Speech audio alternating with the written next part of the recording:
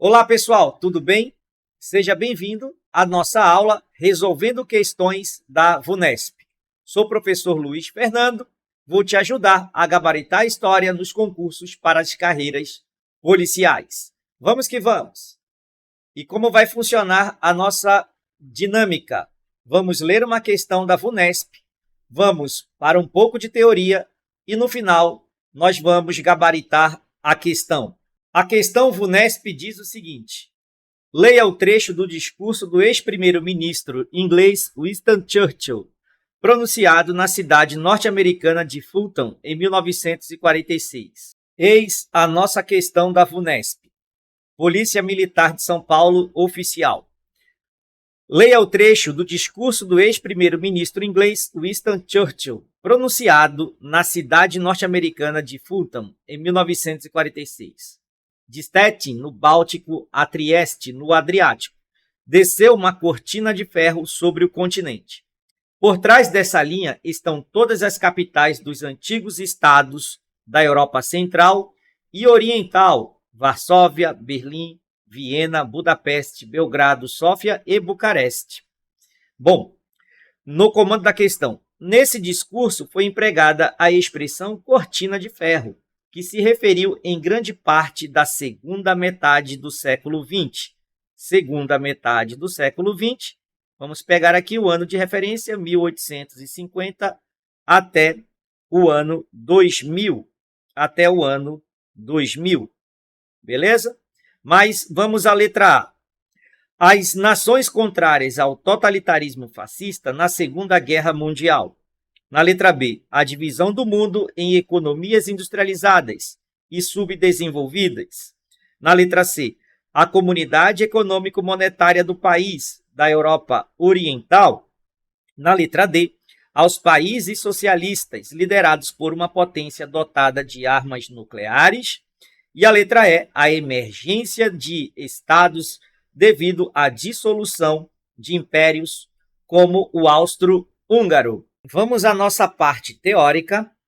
Guerra Fria teve início após a Segunda Guerra Mundial.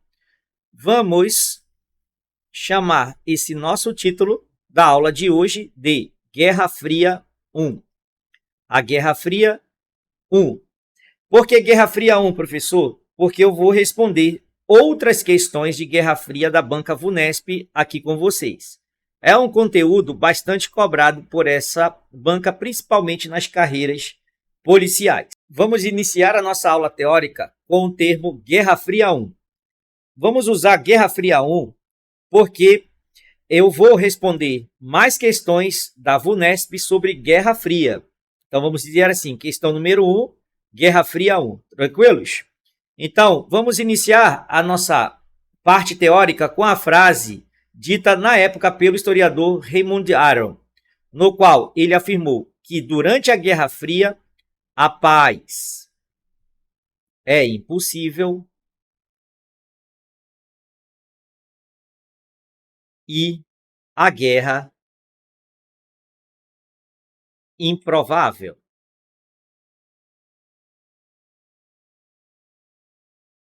Essa frase resume bastante o que foi a Guerra Fria. Duas superpotências após a Segunda Guerra Mundial vão proliferar armas nucleares. Nós temos aqui a União das Repúblicas Socialistas Soviéticas e os Estados Unidos da América, cada um sendo representado aí pelo seu animal bélico. Mas vamos lá. Após a Segunda Guerra Mundial, pega aí o teu papiro, vamos copiar isso aqui para você memorizar os contextos. O mundo enfrentou uma nova situação com a destruição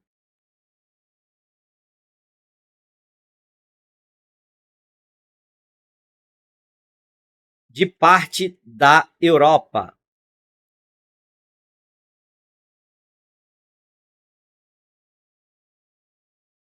e do Japão. a Segunda Guerra Mundial, ela envolveu duas frentes, não é isso, pessoal?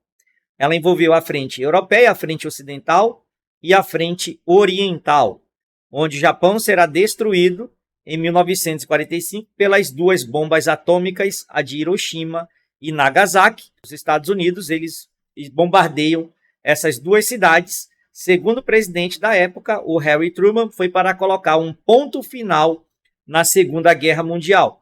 Haja vista que a guerra na Europa já havia terminado em maio de 1945, mas vamos que vamos aqui. A geopolítica internacional foi marcada pela hegemonia de duas superpotências. Como nós já mencionamos, Estados Unidos e União Soviética. Após a Segunda Guerra Mundial, essas duas superpotências saem, né, como as grandes vitoriosas do conflito e vão se rivalizar ideologicamente. Então vamos ter uma disputa política e ideológica. Vamos que vamos aqui para o nosso próximo item. Esse período ficou conhecido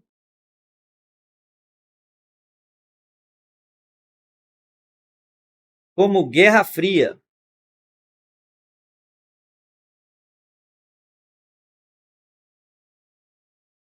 Caracterizado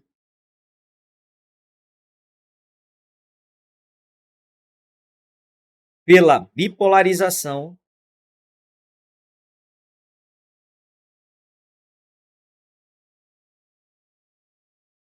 mundial, correspondendo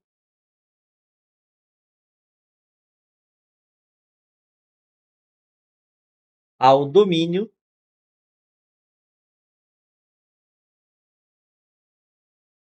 e a rivalidade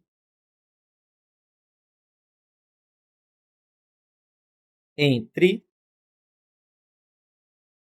Estados Unidos e União Soviética.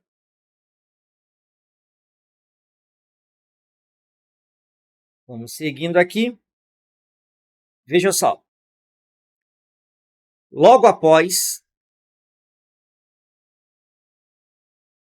a Segunda Guerra,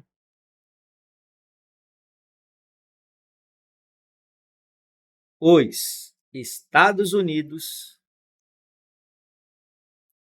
lançaram o Plano Marshall. E pouco depois,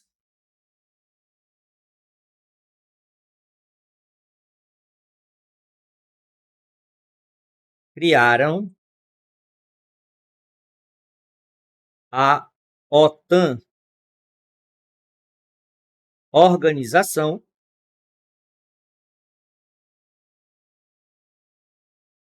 do Tratado do Atlântico Norte. Fecha parênteses aqui. Então, Plano Marshall, criado em 1949. Isso aqui era uma ajuda econômica. Aos países europeus. Beleza? Já a OTAN, vamos aqui.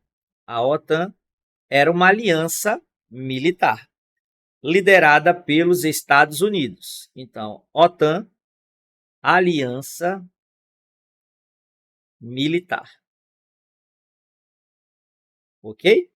Era formada pelos Estados Unidos, pelo Canadá, vocês podem observar aqui no mapa. OTAN, essa parte rosa. E os países capitalistas europeus. Ok? Então, essa organização liderada pelos Estados Unidos da América. A União Soviética, ela responde a essas instituições criadas pelos Estados Unidos da América. Então, vamos lá. Ó. No bloco soviético, no bloco socialista,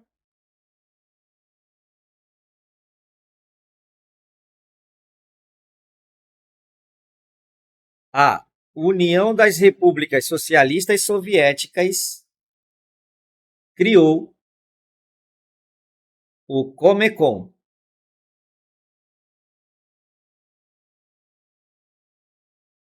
E o Pacto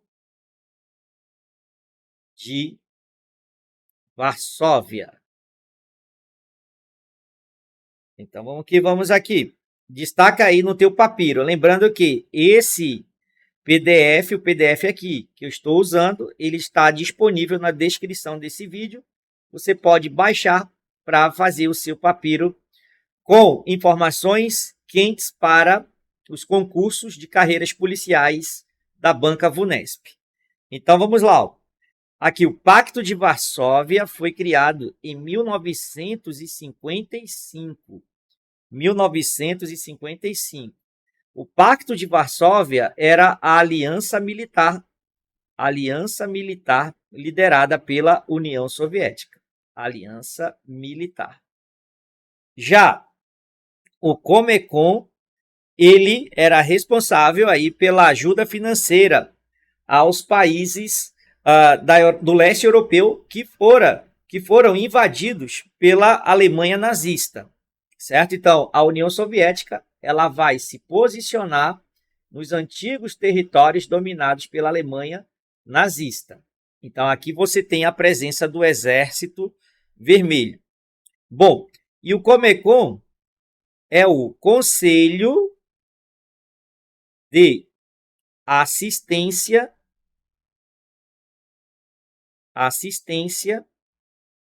Econômica Mútua. Assistência Econômica Mútua. Ok? Então, você tem aí esse desdobramento da Guerra Fria. O que um país elaborava para o seu confrontamento político-ideológico, o outro imitava. Ok? Bom, pessoal, vale salientar que nos anos finais da Segunda Guerra Mundial, várias conferências foram assinadas entre as potências envolvidas no conflito, né? Ou seja, as potências aliadas. A União Soviética, Estados Unidos e a Grã-Bretanha, por exemplo, faziam parte dos aliados. Então, eles fizeram as conferências para determinar o que seria do planeta Terra nos aspectos econômico, político, geopolítico, certo? Após a Segunda Guerra Mundial. Então, nós temos aí também o início da chamada Nova Ordem Mundial após a Segunda Guerra Mundial. Ok? Mas olha só, a União Soviética de Stalin resolveu manter os seus exércitos, né, ou seja, o Exército Vermelho, no leste europeu. A Alemanha, por exemplo, ela foi dividida em duas áreas, em várias zonas, na verdade, inicialmente, depois a Alemanha foi dividida, ok? Você tem aí a RDA, República Democrática da Alemanha, e a RFA, a República Federal da Alemanha. Berlim se localizava na Alemanha Oriental, e Berlim também foi dividida em Berlim Ocidental, capitalista, e Berlim Oriental, socialista, perfeito? Então, nos antigos territórios, a União Soviética, né, nos antigos territórios dominados pelos nazistas, a União Soviética ficou e não recuou seus exércitos para fora do leste europeu. ok? Então, devido a essa presença soviética no leste europeu, tá, e a ajuda econômica, política e militar dos Estados Unidos, é que foi criado o termo conhecido como cortina de ferro. Então, vamos colocar aqui, vamos escrever termo cortina de ferro. Beleza? Foi o que a VUNESP perguntou para a gente naquela questão que nós lemos no início dessa aula. Então, esse termo cortina de ferro, ele é utilizado, vamos botar aqui, é utilizado para caracterizar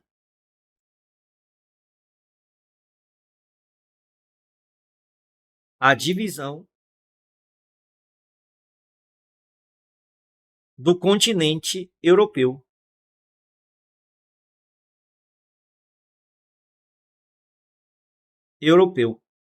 Então, no leste europeu, vejam, aqui ó, você tem Hungria, a antiga Tchecoslováquia, Romênia, a Polônia, por exemplo, era onde ficavam, né, onde se estacionou o Exército Vermelho, beleza? Então, Stalin, que está representado aqui ó, com essa figura na charge, ele não recuou seus exércitos, como havia sido decidido pelas conferências, que ele deveria recuar, ele permanece, ok? Então, essa cortina de ferro, esse termo, é atribuído a Winston Churchill, certo? Bom, e os Estados Unidos, em 1947, através da doutrina Truman, tá, declara guerra ao regime soviético, ao regime socialista soviético. Então, muitos historiadores acreditam que em 1947 temos início da Guerra Fria. Então, o que acontece com a Europa? A Europa está claramente dividida no bloco capitalista e no bloco socialista. Mas, como vimos, foram criadas alianças militares e vai haver também em ambos os países, União Soviética e Estados Unidos, uma proliferação de armas nucleares.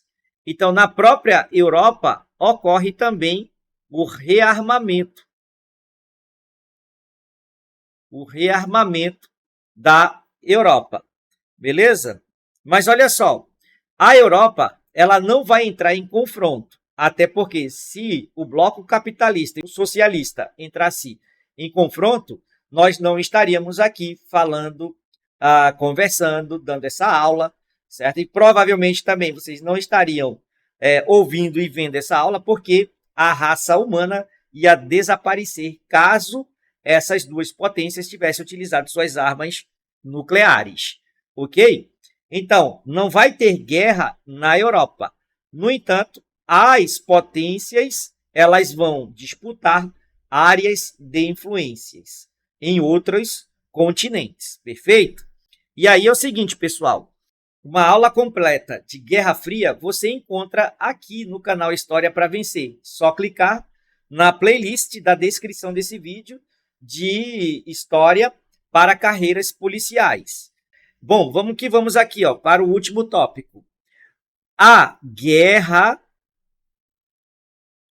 na Europa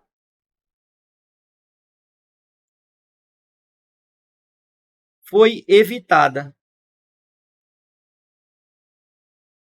mas prevaleceu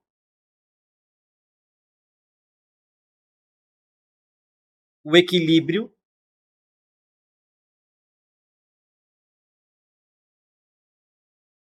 do medo. Tá aí. Concluímos essas informações, com a frase do Raymond Aron: a paz é impossível e a guerra improvável. Então, a questão diz: leia o trecho do discurso do ex-primeiro-ministro inglês Winston Churchill, pronunciado na cidade norte-americana de Fulton, em 1946. De Stettin, no Báltico, a Trieste, no Adriático, desceu uma cortina de ferro sobre o continente.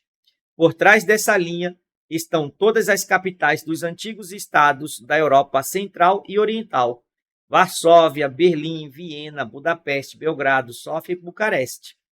Nesse discurso foi empregada a expressão cortina de ferro, que se referiu em grande parte da segunda metade do século XX, ou seja, de 1950 aos anos 2000.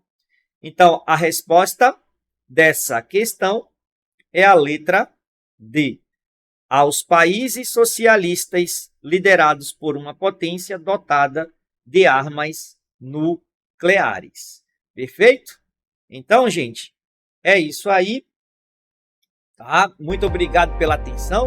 Espero que essa questão aí te ajude a gabaritar a tua prova de história no momento oportuno do teu concurso. Valeu? Forte abraço, até a próxima e Brasil!